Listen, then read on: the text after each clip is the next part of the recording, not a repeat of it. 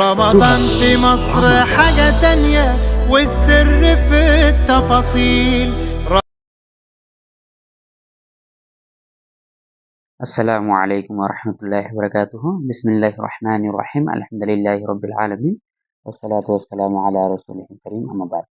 শ্রদ্ধেয় ও সুপ্রিয় দিনী ভাই ও বোনেরা, আপনাদের সকলকে জানাই তুহাফুর রমজানের পক্ষ থেকে আন্তরিক শুভেচ্ছা ও অভিনন্দন। আজকে এই সপ্তাহের শেষ দার্সের পরে আগামীকাল আপনাদের এই 6টি দার্স থেকে ইনশাআল্লাহ কুইজ প্রতিযোগিতা হবে। তো আজকে এই সপ্তাহের শেষ দার্সের বিষয় হলো কোরআন একত্রিত হলো কিভাবে, এটা মৌলিক বিষয়। তো আজকে এই বিষয় নিয়ে আমরা পুনরায় আলোচনা করব আমাদের শেখ আবু আবদুল্লাহ সাজ্জাদ হোসেন হাফিজাহুল্লাহর সঙ্গে। তিনি আছেন, আল্লাহ তাআলা তাকে দীর্ঘজীবী করুক। তো আমি আমার কথাকে আর বেশি বিলম্ব না করে সরাসরি মেন উদ্দেশ্যে যাই।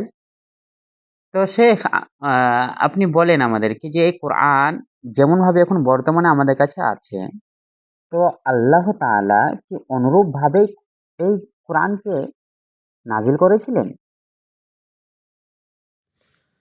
السلام عليكم ورحمة الله وبركاته. الحمد لله رب العالمين والصلاة والسلام على سيد الأنبياء والمرسلين أما بعد. আলহামদুলিল্লাহ, সর্বপ্রথম আল্লাহ তাআলার দরবারে শুকরগুজারি করছি যে আজকেও আমরা কোরআন একত্রিত করা, কোরআনের আরও একটি বিষয় নিয়ে ধারাবাহিক পর্বের আরও একটি পর্বে আমরা আপনাদের সামনে একত্রিত হয়েছি। আমার সাথে উপস্থিত হয়েছেন আমার প্রিয় বড় ভাই শেখ ইসরাফিল। তো শুরুতেই শেখ আমার কাছে জানতে চেয়েছেন, তার আগে আমি একটি বিষয় স্পষ্ট করি যে আসলে আমাদের এই প্রশ্নোত্তর বা আমাদের এই ছোট সংলাপগুলো কোনোটি কোনো ফিকহি বিষয় বা কোনো মতবিরোধপূর্ণ বিষয় নয়, বরং এমন কিছু বিষয় যে বিষয়গুলো যদি আমরা জানি তাহলে আমাদের কিছু উপকারে আসবে এবং কোরআনের প্রতি বা ওই বিষয়ের প্রতি আমাদের আলাদা আগ্রহ তৈরি হবে। তো প্রথমেই শায়েখ আমার কাছে জানতে চেয়েছেন বা আমাদের প্রথম আলোচনার বিষয় হলো যে কোরআন কি একত্রভাবেই বা কোরআন কি বর্তমানে যেভাবে কোরআন আছে এভাবেই নাজিল হয়েছে কিনা। আসলে আমরা পূর্বের একটি পর্বে একটি আয়াত উল্লেখ করেছিলাম। আল্লাহ রাব্বুল আলামিন কোরআনুল কারীমের মধ্যে বলেন, ওয়া কুরআনান ফারাকনাহু লিতাকরাহু আলান নাসি আলা মুকসিন ওয়া নাযালনাহু তানজিলা।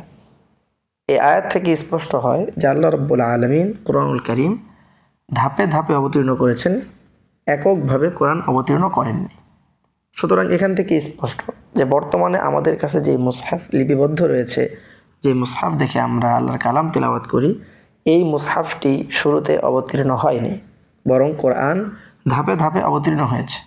এবং কোরআন যে ধাপে ধাপে অবতীর্ণ হয়েছে এর আরও একটি উদাহরণ হলো যে আল্লাহ রাব্বুল আলামিন কোরআনুল কারীমের মধ্যে বলেন, وقال الذين كفروا لولا نزل عليه القرآن جملة واحدة كذلك لنثبت به فؤادك ورتلناه ترتيلا لولا نزل عليه القرآن جملة واحدة, যে কেন কোরআন একসাথে নাজিল হয় না। সুতরাং এর থেকেও আমরা বুঝি যে কোরআন যেভাবে আছে, যে তারতিবে আছে, মুসহাফ আকারে আমাদের কাছে আছে, এইভাবে কোরআন নাজিল হয়নি।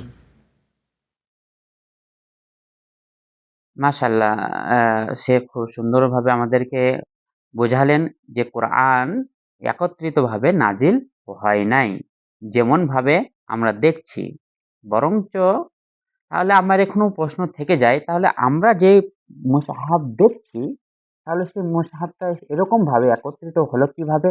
রাসূল সাল্লাল্লাহু আলাইহি সাল্লামের জামানায় কি বা রাসূল সাল্লাল্লাহু আলাইহি সাল্লাম কি এটাকে একত্রিত করে গেছেন? একটু বলবেন শেখ আমাদেরকে। জি, শায়েখ আমার কাছে জানতে চেয়েছেন যে স্বাভাবিকভাবেই তাহলে প্রশ্ন আসে যে কোরআন যেহেতু এককভাবে নাজিল হয়নি বা এই মুসহাফ আকারে নাজিল হয়নি, তাহলে রাসূল করিম সাল্লাল্লাহু আলাইহি ওয়াসাল্লাম কি কোরআন একত্রিত করেছিলেন? এখানে মৌলিকভাবে একটি বিষয় জেনে রাখা দরকার যে আমাদের বর্তমান যুগে বা এই আধুনিক যুগে কোনো জিনিসকে লিপিবদ্ধ করা, কোনো জিনিসকে মলাটবদ্ধ করা, যে কোনো জিনিসকে সংকলন সংরক্ষণ করা যতটা সহজ, রাসূল করিম সাল্লাল্লাহু আলাইহি ওয়াসাল্লামের যুগে এবং তৎপরবর্তী সাহাবায়ে কেরামের যুগেও এতটা সহজবোধ্য ছিল না বিষয়গুলো। কিন্তু আল্লাহ নবী সাল্লাল্লাহু আলাইহি ওয়াসাল্লাম কোরআন একত্রিত করেছেন কিনা এর উত্তরে একটু ব্যাখ্যা করে বলতে হয়, আল্লাহ নবী সাল্লাল্লাহু আলাইহি ওয়াসাল্লাম কোরআনকে একত্রিত করেছেন, তবে বর্তমান যেভাবে মুসহাফ আকারে আমাদের নিকট সংকলনটি রয়েছে এইভাবে একত্রিত করেননি, বরং এই কোরআনকে সংরক্ষণের রাসূলের যুগে দুইটি বিশেষ পদ্ধতি ছিল। এক নম্বর পদ্ধতি ছিল যেটা আল্লাহ রাব্বুল আলামিন কোরআনের মধ্যে বলেছেন, লা তুহাররিক বিহি লিসানাকা লিতাআজালা বিহি, যে আল্লাহ নবী যখন জিবরিল আমিন আলাইহিস সালাম তার সামনে ওহী তিলাওয়াত করতেন তখন তিনি সেটা মুখস্থ করার জন্য জিহ্বা নাড়াতেন এবং তাড়াহুড়া করতেন। তো আল্লাহ রাব্বুল আলামিন আয়াত নাজিল করলেন, লা তুহাররিক বিহি লিসানাকা লিতাআজালা বিহি, যে জিবরিল আমিন আলাইহিস সালাম যখন আপনার উপর ওহী তিলাওয়াত করবে, যখন আপনার উপর ওহী নাজিল হবে, তখন আপনার তাড়াহুড়ো করার দরকার নেই, জিহ্বা নাড়ানোর দরকার নেই।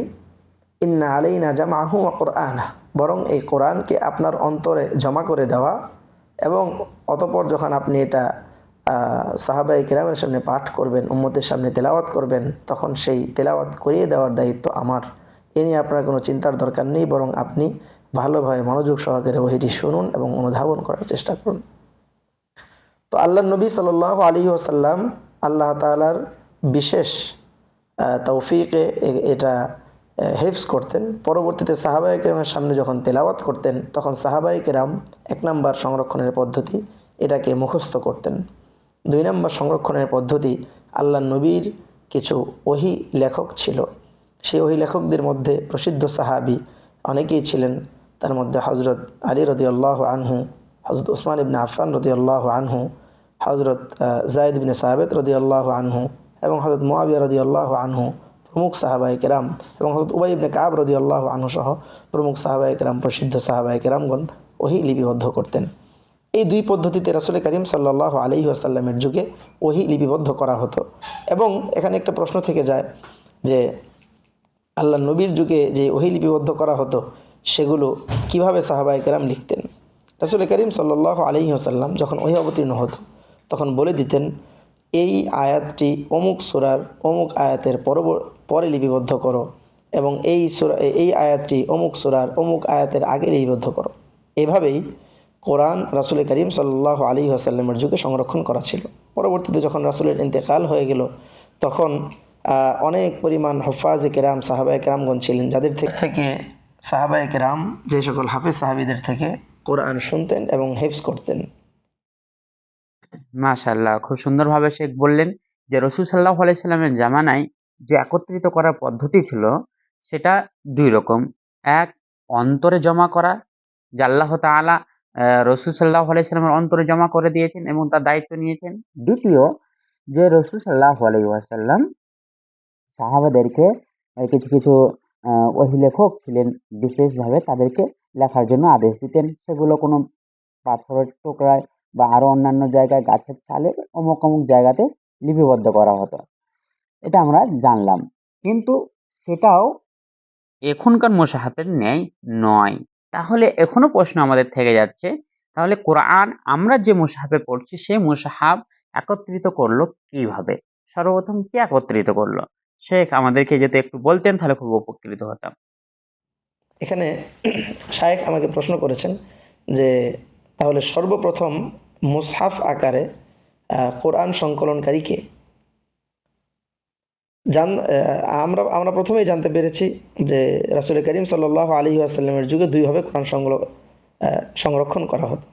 রাসূল করিম সাল্লাল্লাহু আলাইহি ওয়াসাল্লামের ইন্তেকালের পরে যখন মুরতাদের ফিতনা চলতেছিল, রিদ্দাতের ফিতনা চলতেছিল, তখন ইয়ামামার যুদ্ধে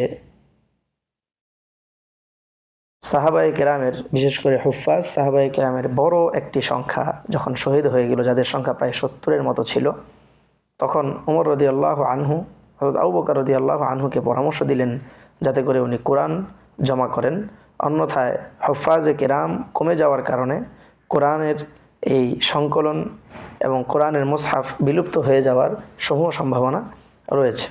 আবু বকর রাদিয়াল্লাহু আনহু প্রথমে অস্বীকৃতি জানালেও পরবর্তীতে আল্লাহ রাব্বুল আলামিন তার অন্তর খুলে দিলেন এবং তিনি যায়েদ ইবনে সাবিত রাদিয়াল্লাহু আনহুকে ডেকে এই দায়িত্ব প্রদান করলেন যাতে করে তিনি সকল মুসহাফগুলোকে একত্রিত করেন, যার কাছে যেই অংশ ছিল রাসূল করিম সাল্লাল্লাহু আলাইহি ওয়াসাল্লামের যুগে লিপিবদ্ধ করা, সকল কাতিবিন ও ওয়াহিদের থেকে এই অংশগুলো নিয়ে নিয়ে উনি একত্রিত করলেন এবং সম্পূর্ণ একটি মুসহাফের রূপ দাঁড় করালেন।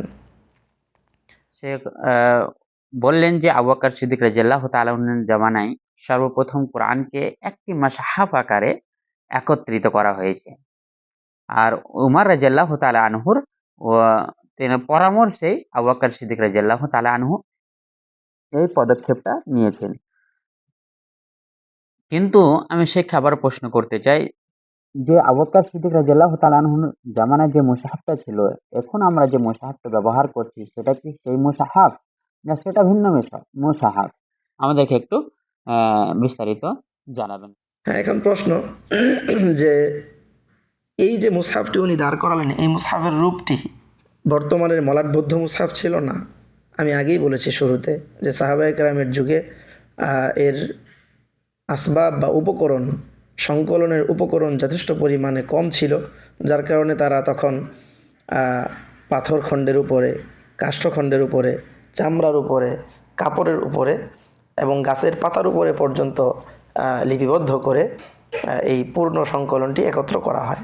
অতঃপর উমর রাদিয়াল্লাহু আনহুর শাহাদাতের পরে যখন উসমান রাদিয়াল্লাহু আনহু খেলাফতে অধিষ্ঠিত হলেন, তখন আবু বকর রাদিয়াল্লাহু আনহুর করা সেই সংকলনটি দুনিয়ার বিভিন্ন জায়গায় ছড়িয়ে পড়েছিল এইভাবে যে উসমান রাদিয়াল্লাহু আনহু যখন বড় বড় সাহাবায়ে কেরামদেরকে বিভিন্ন শহরে দাওয়াতি কাজে গমনের অনুমতি প্রদান করলেন, তখন বিভিন্ন কারীরা বিভিন্ন শহরে গমন করার পরে তারা প্রত্যেকেই যে সমস্ত কেরাতে কোরআন নাজিল হয়েছে, আমরা জানি যে প্রসিদ্ধ 7টি কেরাত রয়েছে, যখন সাহাবায়ে কেরামগণ বিভিন্ন শহরে গমন করলেন, তখন তারা প্রত্যেকেই নিজ নিজ কেরাত অনুযায়ী ওই শহরের মানুষদেরকে কোরআন শিক্ষা দিতেন। কিন্তু কিছুদিন পর অবস্থাটি এমন দাঁড়ালো যে প্রত্যেক এলাকার লোকজন যখন অন্য এলাকার লোকদের সাথে সাক্ষাৎ হতো, তখন তারা নিজেদের মধ্যে এই বিষয় নিয়ে ইখতিলাফ করতেন, মত পার্থক্য করতেন যে আমার কেরাত তোমার কেরাতের চেয়ে শ্রেষ্ঠ, বা আমার কেরাত বিশুদ্ধ, তোমার কেরাত বিশুদ্ধ নয়। তো উসমান রাদিয়াল্লাহু আনহুর গোচরে যখন এই বিষয়টি আসলো, তখন সাহাবায়ে কেরামের পরামর্শক্রমে উনি পুনরায় যায়েদ ইবনে সাবিত রাদিয়াল্লাহু আনহুকে দায়িত্ব দিলেন এবং তখন হযরত আবু বকর রাদিয়াল্লাহু আনহুর যুগে সংকলন করা একটি মুসহাফ যা হযরত হাফসা রাদিয়াল্লাহু আনহার কাছে ছিল, এই সংকলনটিকে মূল ধরে উসমান রাদিয়াল্লাহু আনহু সর্বপ্রথম একটি কোরআন উনি সংকলন করলেন।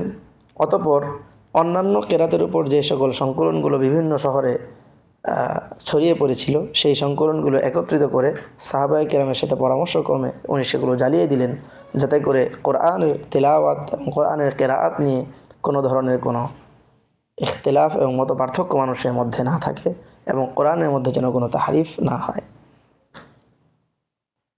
এভাবেই মূলত রাসূল করিম সাল্লাল্লাহু আলাইহি ওয়াসাল্লামের যুগে কোরআন অবতীর্ণ হওয়ার পর থেকে উসমান রাদিয়াল্লাহু আনহুর যুগ পর্যন্ত কোরআনের সংকলন সীমাবদ্ধ হয়। অতঃপর আজ অবধি উসমান রাদিয়াল্লাহু আনহু এর সংকলন করা সেই মুসহাফটিকেই আমরা তেলাওয়াত করি এবং পুরা দুনিয়ার মানুষ এই মুসহাফটিকেই তেলাওয়াত করে, যেটি মুসহাফে উসমানী বা রসমে উসমানী নামে প্রসিদ্ধ। আসসালামু আলাইকুম ওয়া রাহমাতুল্লাহি ওয়া বারাকাতুহু। শেখ খুব সুন্দরভাবে বললেন যে আমাদের কাছে যে মুসাহাফটি রয়েছে সেটা বরঞ্চ আবু বকর সিদ্দিক রাদিয়াল্লাহু তাআলা আনহুর কাছে যে মুসাহাফ তিনি একত্রিত করেছিলেন সেই মুসাহাফ নয়, বরং সেটা উসমান রাদিয়াল্লাহু তাআলা আনহু যে একত্রিত করে গেছিলেন সেই মুসাহাফ, যেটা একত্রিত করার মেন উদ্দেশ্য ছিল লোকেদের মধ্যে বিভ্রান্তি যেন মিটে যায়, সবকিছু শেষ হয়ে যায় এবং সবাই যেন একই ছন্দে একইভাবে কোরআন তেলাওয়াত করে, তাদের মধ্যে কোনো মতভেদ না থাকে। তো শুকরান জাযাকুমুল্লাহ শেখকে আমি পুনরায় জানাই যে অবশেষে আমার দ্বীনী ভাইদের জন্য আল্লাহ তাআলার কাছে দোয়া রইল, আল্লাহ তাআলা যেন আমাদের সকলকে এই কোরআনকে ভালোভাবে বোঝার, তদারক আমল করার তৌফিক প্রদান করুক। আমিন। এই রমজান মাসকে পেয়ে আমাদের গুরুত্বপূর্ণ সময়কে ভালো কাজে, কল্যাণের কাজে ব্যয় করার তৌফিক প্রদান করুক। আমিন। নিজেদের গুনাহ খাতা মোচন করে নেওয়ার তৌফিক প্রদান করুক। আমিন। ওয়াসসালাতু ওয়াসসালামু আলাল মুরসালিন। আলহামদুলিল্লাহি রাব্বিল আলামিন। আসসালামু আলাইকুম।